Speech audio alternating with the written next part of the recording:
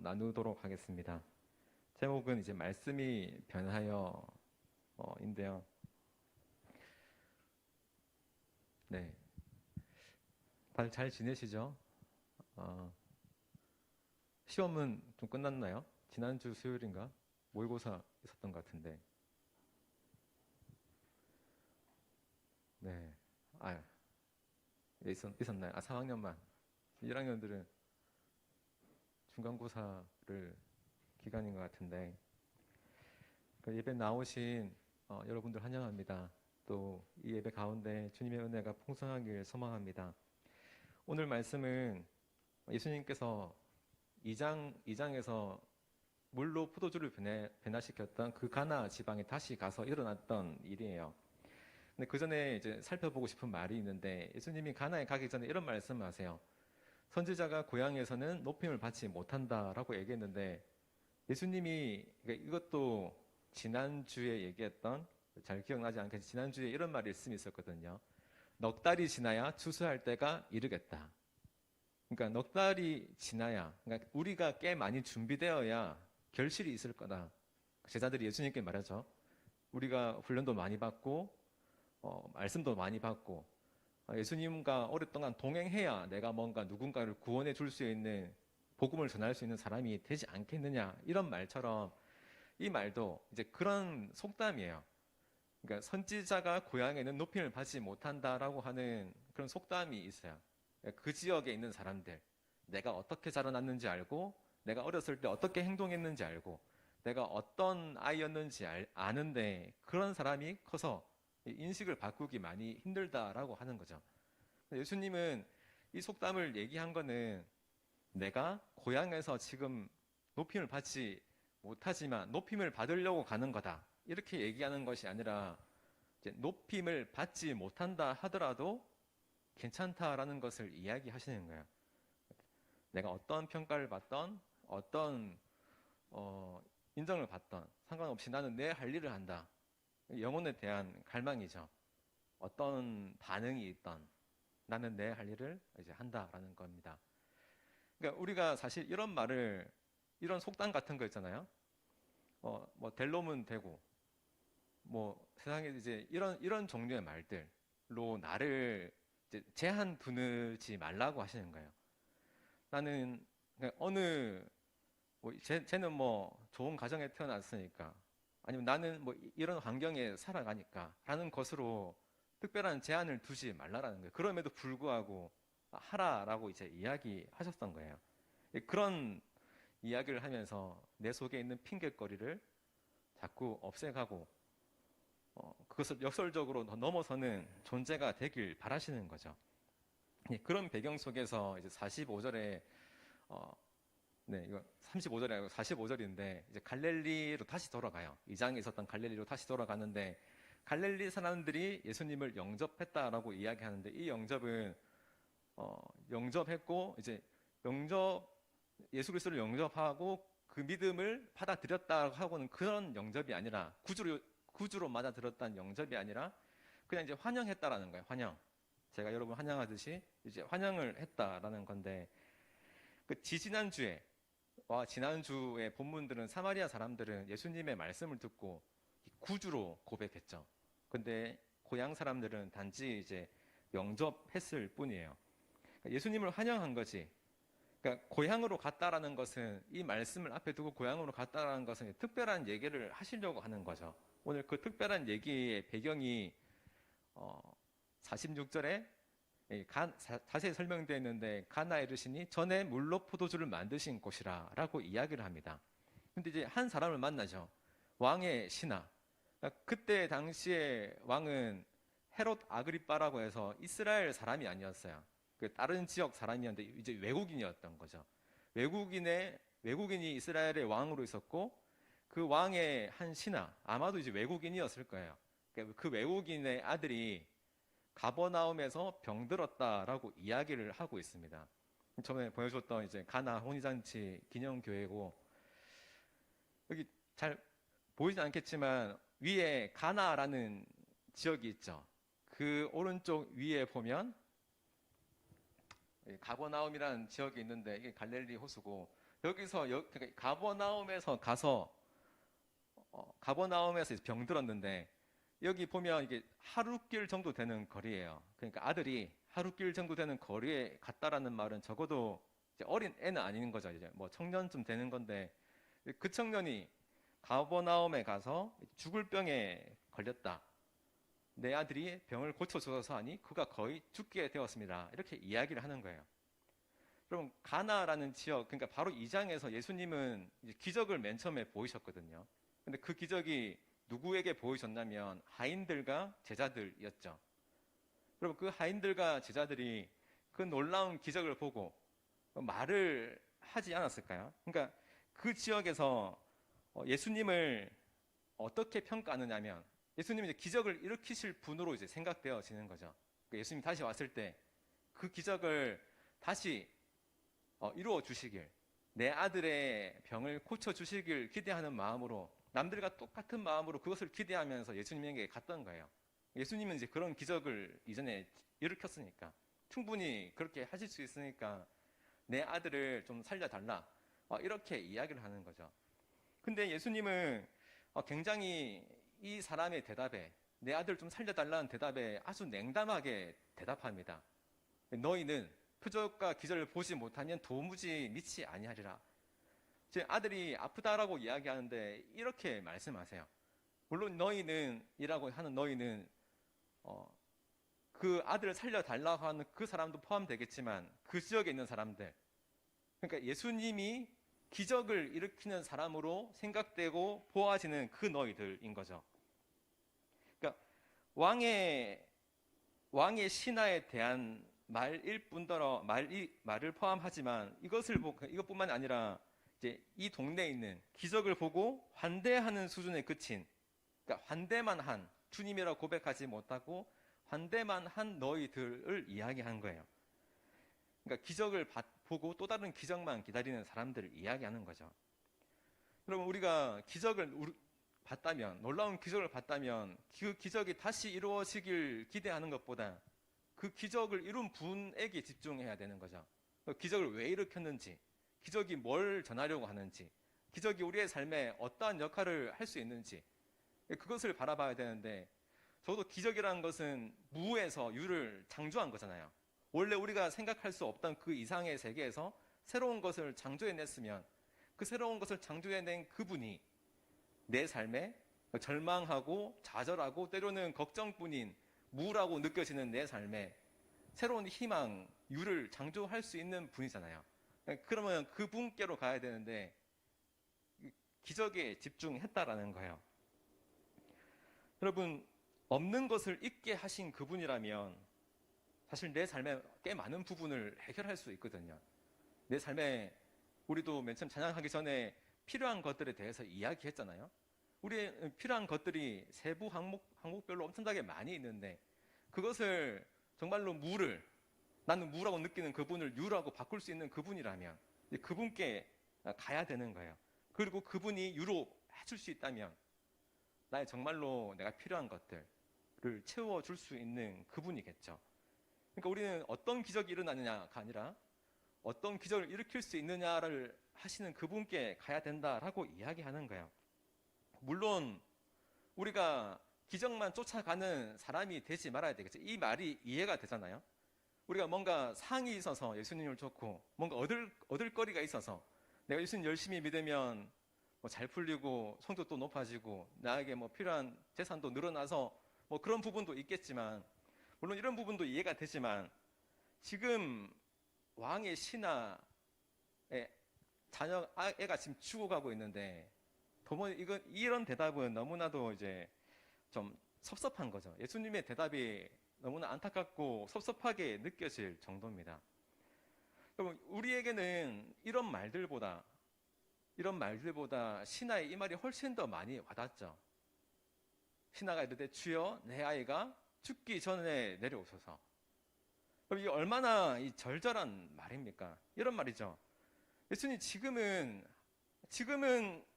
어떤 믿음이 우리에게 더 나은 믿음이냐, 이 믿음을 해야 되냐, 저 믿음을 해야 되냐, 이런 말을 지금 할 때가 아니잖아요.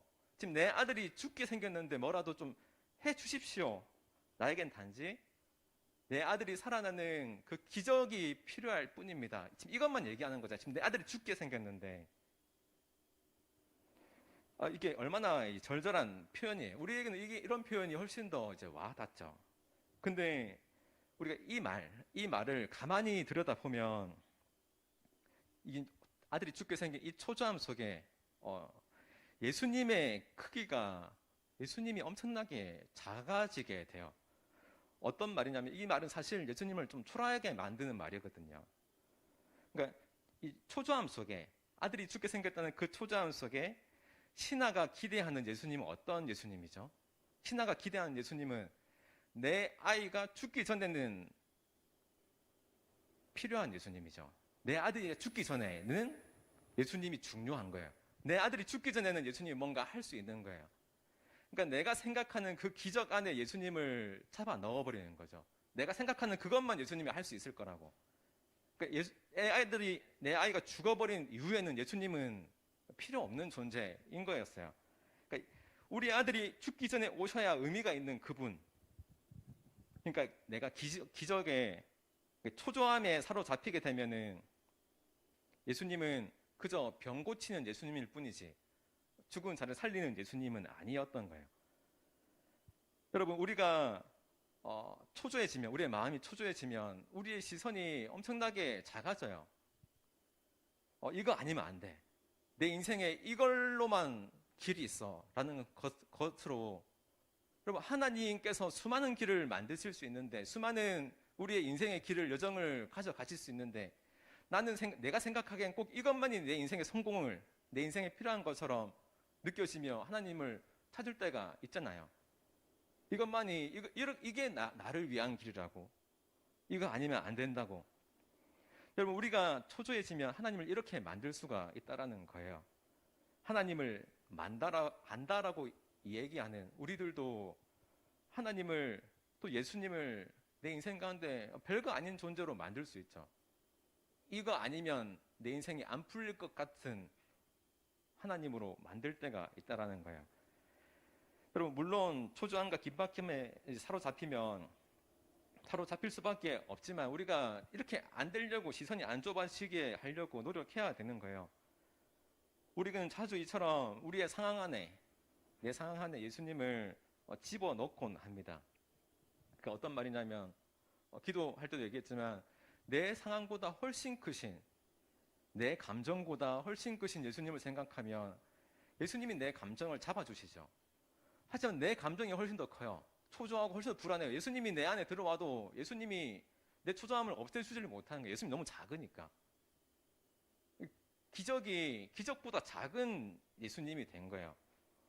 그런데 반대로, 그럼에도 불구하고 우리가 절망스럽고 좌절스럽고 극도로 안 좋은 상황이지만 그곳에서도 하나님을 만나게 되었을 때, 물론 상황은 별다른 차이가 없어요. 하지만 진심으로 하나님을 만나게 되었을 때 그 상황을 뛰어넘어 뿌리 깊은 그 평화가 우리 속에 찾아오기도 한다라는 겁니다. 이런 사람들도 얼마든지 있어요. 왜냐하면 이런 사람들은 특별한 기적으로 예수님을 만난 것이 아니라 말씀으로 예수님을 만났기 때문입니다. 여러분, 우리의 상황과 감정을 완전히 극복한 채로 말씀을 읽는다는 것은 거의 불가능하죠. 항상 내 감정에 영향을 받는데, 하지만 내 감정보다 크신 하나님을 기억한다면, 내 감정을 컨트롤할 수 있다는 그분을 우리가 잊지 않는다면, 이런 마음으로 하나님을 대하는 것이 너무나도 중요하다라는 겁니다. 그리고 그 가운데서 진짜 예수님을 만나게 되죠. 여러분, 예수님은 가버나움으로 죽어가고 있는 그 아들을 향해 달려가지 않으시고 이제 말씀을 대신 보내세요. 우리 50절 말씀 같이 읽어볼까요? 시작. 예수께서 이르시되 가라, 네 아들이 살아있다 하시니 그 사람이 예수께서 하신 말씀을 믿고 가더니. 여러분, 말씀을 믿고 갔죠. 이게 너무나도 중요한데, 예수님이 아니라 자기 아들이 살 거라는 그 말씀을 함께 가게 돼요. 신하는 아이가 죽기 전에 고쳐달라고 이야기했지만, 예수님은 아이가 살아있다라고 창조주만이 할 수 있는 그 얘기를 하시는 거죠. 아이가 살아있다. 상황은 변하지 않았지만 그 말씀이 그 신하의 마음속에 들어갔어요. 말씀이 들어가서 믿음이 됐던 거죠. 기적을 보고 그 사람이 믿었던 것이 아니라 그 말씀이 신하에게 먼저 들어갔고 그 말씀이 믿음이 되어졌고 그 믿음으로 가게 했던 거예요. 여러분, 왕의 신하는 예수님을 두고 혼자 간 게 아니라 이제 말씀과 함께 간 거죠. 그리고 이런 상황은 이제 이렇게 바뀌어갑니다. 이제 그 종들이 오다가 만나서 아이가 살아있다 하거늘, 그러니까 가버나움으로 가는 그 길에 살아있다 하고 어제 7시에 열기가 떨어졌나이다 하는지라 이렇게 얘기하는데, 그러니까 어제 7시라는 말은 이제 하루가 지났다는 말이죠. 그러니까 이 사람은, 이 신하는 하룻밤을 어디선가 묵었다라고 하는 건데, 여러분, 그러니까 예수님의 이 말씀을 품고 가버나움으로 내려가던 그 길에 하룻밤을 지내던 이 신하는 어떤 마음을 품었을까요? 어떤 생각을 하며 지냈을까요?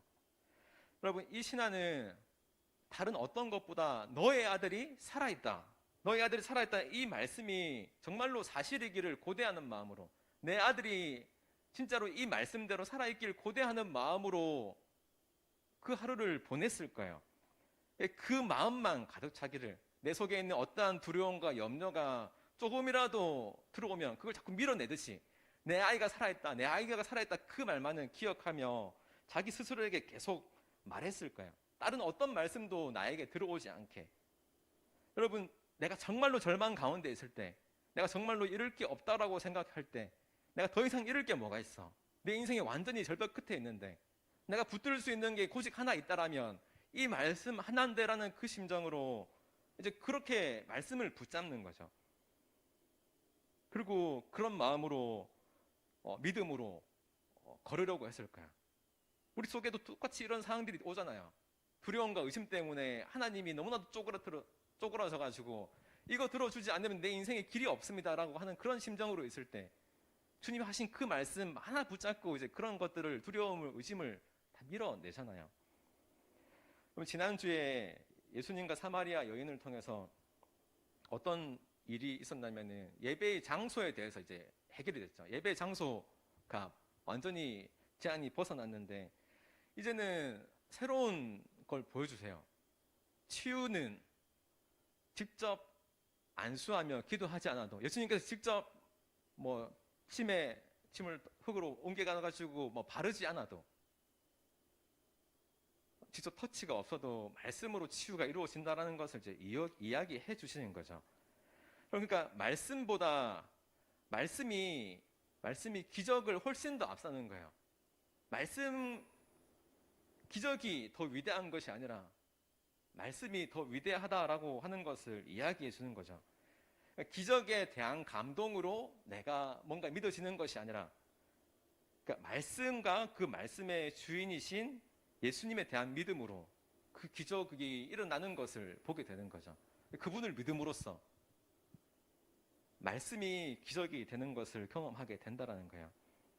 그리고 그 말씀을 따른 결과 그는 그의 아들이 살아나는 기적을 경험하게 되는 거죠.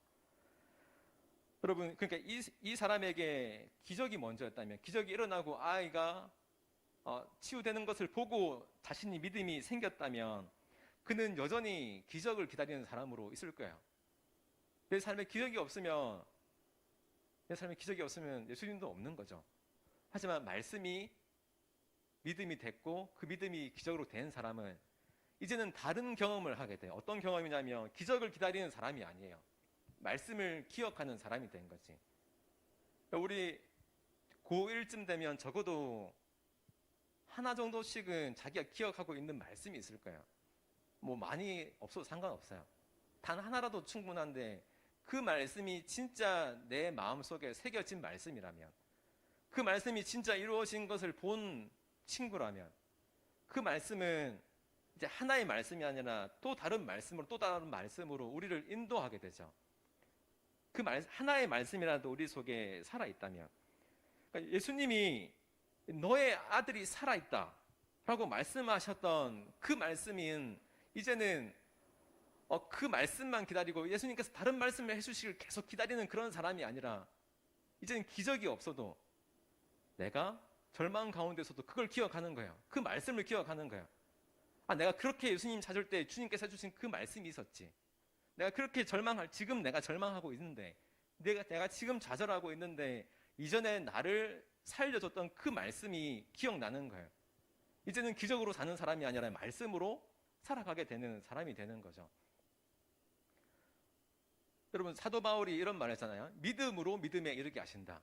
기적으로 믿음에 이르게 한다는 것이 아니라 내 속에 심겨진 그 말씀이 기억나서 또 다른 믿음으로 나를 이끌어 간다라고 하는 게 믿음으로 믿음에 이르게 한다라는 말입니다. 여러분, 이제는 이 사람은 기적 없이도 살아갈 수 있는 그 말씀을 받게 되었어요. 그리고 그 말씀에 대한 기억 때문에 새로운 말씀을 계속 듣고 싶어 하는 거죠. 그리고 예수님은 결국 말씀이 현실이 되게 하시는 창조주 하나님이 이 순간에 되는 거예요. 이 신하에게는 예수님이 곧 하나님이 된 거죠. 말씀으로 세상을 창조하셨듯이 말씀으로 내 아이를 치유한 그 하나님이 되신 거예요. 그리고 그의 인생 가운데서는 아이가 살아있다는 말이 그저 한 문장이 아니라 이제 인생의 방향을 결정하는 텍스트가 되는 거예요. 지난주 들었는지 잘 모르겠지만 우리의 마음속에 텍스트가 있다라고 했잖아요. 성공하기 위해서는 좋은 학교에 가야 돼라는 텍스트. 많은 인기를 얻으려면 예뻐져야 돼, 잘생겨야 돼, 이런 텍스트. 하지만 기적은 예수님의 말씀에서부터 시작된다라는 그 텍스트가 이 사람의 마음속에 들어온 거예요. 그리고 그 텍스트는 앞으로 그의 인생을 끌고 가는 거죠.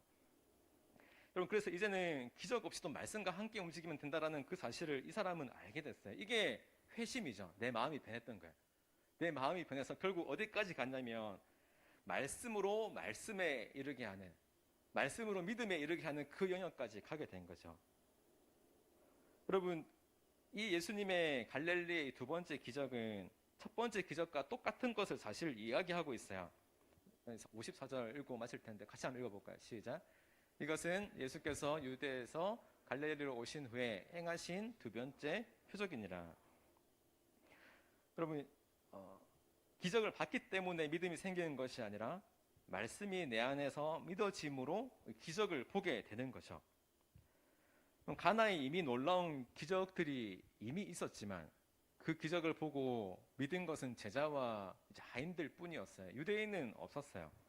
근데 그것은 예수님을 믿은 것이 아니라 다만 예루살렘에서 본 기적에 대한 반응일 뿐이었던 거죠. 하지만 이제 이 4장에서 사마리아 사람들, 또 수가 사람들, 그리고 여인은 기적을 보고 믿었던 것이 아니라 예수님의 그 말씀에 이제 반응했던 거죠.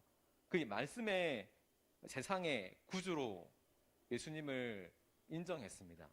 그리고 이 왕의 신하도 아마도 유대인은 아니었을 거라고 했잖아요. 그리고 유대인이 아닌 이 왕의 신하도 그런 식으로 예수님을 영접하고 자기 주변에 이제 말씀을 전하기 시작했죠. 기적 때문이 아니라 말씀 때문에 믿게 된 거예요. 그 말씀이 믿음을 만들게 됐고 그 믿음이 기적을 이제 보게 한 거죠. 그리고 말씀을 붙드는 순간 이미 이 말씀은 생생한 현실이 된 겁니다. 그럼 말씀이 기적을 보게 한다. 결국 우리는 그 말씀을 쫓아가는 사람이라는 거잖아요. 그렇다면 이렇게 질문을 하고 마실게요. 그렇다면 우리가 말씀에 이끌림 받는다는 삶은 이제 과연 무엇일까? 진정으로 우리를 기적의 그 자리에 인도하는 그 말씀에 이끌림 받는다는 그 삶은 과연 무엇일까요? 그럼 말씀에 이끌린다는 삶은 이런 식으로 얘기할 수 있을 것 같아요. 그럼 이 시대는 거래의 시대라고 이야기할 수 있어요. 뭐든지 다 거래가 돼요. 심지어는 사랑도 거래가 돼요. 어떻게 거래됩니까? 교회에서 사랑의 축제 이런 거 하잖아요. 전도 축제 하면서 우리가 준비하고 우리가 포장하고 우리가 선물하는 그 많은 것들을 사랑이라는 이름으로 전하죠. 근데 그 사랑이 때로는 상대방에게 어떻게 느껴지냐면 세상에 있는 사람들은 때로는 나를 교회에 끌고 오려고 이런 걸 준비하네라고 생각하는 사람도 있어요. 왜냐면은 그럴 수도 있기 때문이죠. 왜냐하면 내가 베푸는 그것이 그렇게 보일 수도 있어요. 그러니까 사랑도 이용할 수 있다라는 것을 얘기하는 거예요, 제가. 그런 행사가 잘못됐다는 것이 아니라 제가 진심으로 생각하지 않는데 진심으로 생각하는 척 얘기할 수도 있잖아요. 하지만은 내가 정말로 진심으로 이야기한다라는 것은 정말로 사랑한다는 것처럼 얘기하는 것이 아니라 정말로 사랑한다는 것은 그 단어에 그것에 내 모든 것을 사실은 거는 거죠. 그러니까 내가 어떤 평가를 받던 내가 좀 손해 볼 거, 내가 좀 아쉬운 거 이런 거 생각하지 않고 거기에 내 모든 것을 다 거는 거예요. 내가 어느 정도까지 사랑하는 척 해야지가 아니라 정말로 그렇게 하는 거예요. 그럼 말씀에 이끌림 받는다는 삶은 그냥 말씀을 쫓아가는 삶이 아니라 내가 어느 정도까지 신앙생활을 해야지, 어느 정도 말씀을 지켜야지가 아니라 이 말씀이 진짜 내 몸이 완전히 믿어질 만큼, 이 말씀이 진짜 내 삶을 완전히 결정할 만큼이 말씀에 이끌림을 받는 삶이다라는 것입니다. 그리고 말씀을 붙드는 이 삶은 말씀이 나를 사용하는 것까지 가는 거예요. 내가 말씀을 사용해서 사랑하는 것은 어떤 것입니다라고 얘기하는 것이 아니라 사랑하는 것이 이런 것이구나라고 생각하면서 내가 그 사랑에 반응하는 것, 내가 그렇게 말씀에 휩싸여 그렇게 살아가는 것이 내가 말씀에 이끌림을 받는 삶이라는 거죠. 그럼 이 삶이 우리에게 새로운 기적을 일으키신다라고 이야기하십니다. 그럼 회심은 여기까지예요. 회심은 나를 말씀에 온전히 들여져서 그와 그의 사랑의 이름으로 우리를 사용하게 만드는 것까지가 회심인 거예요. 내가 할 수 있는 만큼만 발 담그고 신앙생활 하는 것이 아니라 그분이 나를 사용하게 하는 것. 그것이 우리를 온전한 회심으로 인도하고 이 회심이 바로 우리를 이 땅 가운데 복음이란 그 놀라운 기적을 전하게 한 그 통로로 역사하게 된 거였죠. 여러분, 이런 회심이 정말로 이런 말씀에 이끌리는 삶을 살아가는 우리 모두가 되었으면 참 좋겠습니다.